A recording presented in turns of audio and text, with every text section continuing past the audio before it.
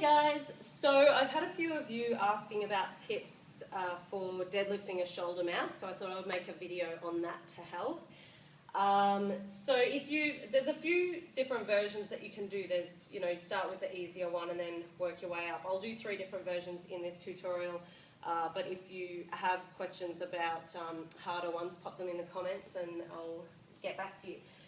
Okay, so if you've just started, you've just been doing your shoulder mount and you want to start lifting, the best thing I think to do is bend down and put some weight through the floor so that you don't have to lift your hips as far over your shoulder as you would if you were standing up normally.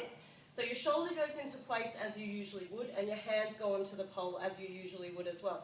You don't want them too high and you don't want them too low because the hands in this position create a nice pull and a push back into the pole, which allows you to lift your hips up.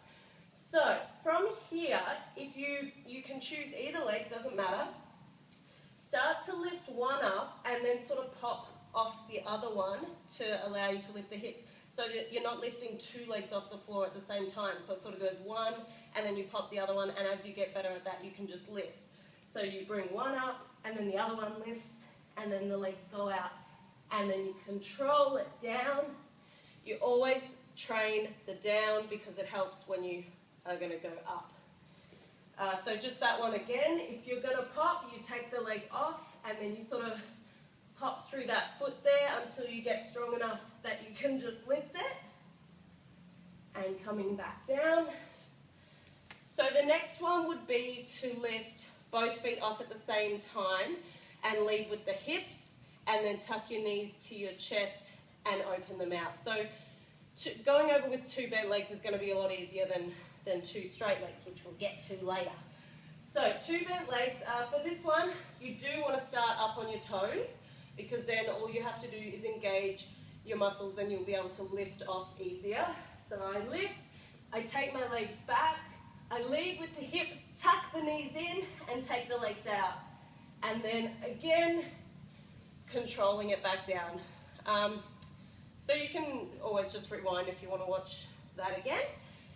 The harder one after that would be to lift up with 2 straight legs and then take the straight legs over.